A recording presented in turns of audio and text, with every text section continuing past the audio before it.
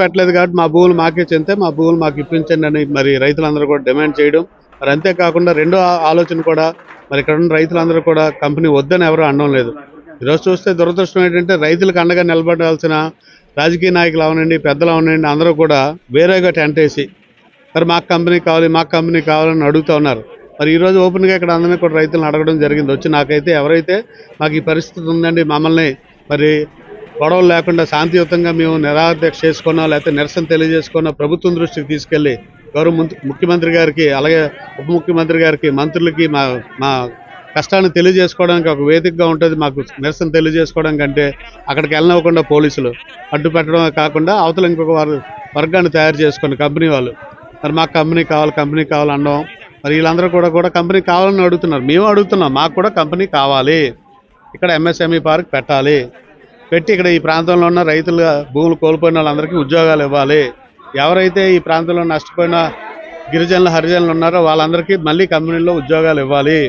ఈ ప్రాంతంలో ముఖ్యంగా ఎక్కడైతే స్థానికంగా కంపెనీలు పెడుతున్నారో ఇక్కడ ఉన్న యువతకి, ఎస్కోట్ నియోజకవర్గం యువతకి 75% ఉద్యోగాలు ఇక్కడ ఇవ్వాలి మేము డిమాండ్ చేస్తున్నాం. కాకపోతే నష్టపోయిన రైతులకి పూర్తి స్థాయిగా న్యాయం చేయాలి. అయితే ఏదైతే ఆ రోజు కంపెనీ హామీ ఇచ్చిందో పూర్తి స్థాయిగా న్యాయం చేయాలి. 18 సంవత్సరాల క్రితం 2 లక్షల రూపాయలు క్యాష్ ఇచ్చి 2 లక్షల రూపాయలు షేర్లు అని చెప్పి మరి ఈ రోజుకి కూడా ఆ షేర్లు మరి కంపెనీ పెట్టలేదు కదా, మీకు ఆ షేర్లు 2 లక్షల రూపాయలు ఇస్తాను చాలా అన్యాయం. ఎందుకంటే ఎంఎస్ఎంఈ కంపెనీ ఇప్పుడు కంపెనీ పెడుతున్నది కూడా జిందాల్ కంపెనీ, వేరే కంపెనీకి ఇచ్చిలేదు భూమి.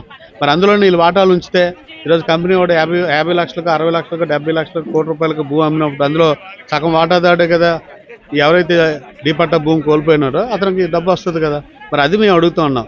లేకపోతే కనీసం వాళ్ళకి ఇంట్రెస్ట్ అయినా ఏదైతే కంపెనీ వాళ్ళు ఆ రోజు నుంచి ఈ రోజు దాకా షేర్ డబ్బులు వారి దగ్గర ఉంచుకున్నారో వాళ్ళకి ఇంట్రెస్ట్ డబ్బులైనా ఇచ్చి మరి రైతులను ఆదుకోవాలని మేము డిమాండ్ చేస్తున్నాం. కానీ ప్రభుత్వానికి వ్యతిరేకమో లేకపోతే కంపెనీ సంతోషం. కమ్యూనిస్ట్ పార్టీలు కూడా ఈ రైతుల కోసం మాట్లాడారు, నాతో మాట్లాడారు. ఉదయాన్నే కాంగ్రెస్ పార్టీ వాళ్ళు మరి ఆ రోజు రాజశేఖర రెడ్డి గారు ఉన్న టైంలోనే మరి భూములు ఇచ్చాం కదా, మేము కూడా రైతులకు మద్దతు తెలుపుతా ఉన్నాం. వాళ్ళు కూడా రావడం నిజంగా చాలా సంతోషం.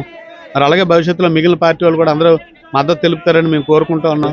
ఇక్కడ రైతులకు జరిగిన అన్యాయానికి న్యాయం చేయమని అడుగుతున్నాం. అదొక్కటి చేసి పెట్టండి. మీ తరతరాలు మీ పేరు చెప్పుకుంటారు రైతులందరూ గిరిజనులు హరిజనులే. కనీసం నోరిప్పి మాట్లాడలేని వాళ్ళు చాలామంది ఉన్నారు. ఇటువంటి వాళ్ళ కోసం మనం పోరాడాలి కానీ కంపెనీ వాడి కోసం పోరాడడం చాలా దురదృష్టం.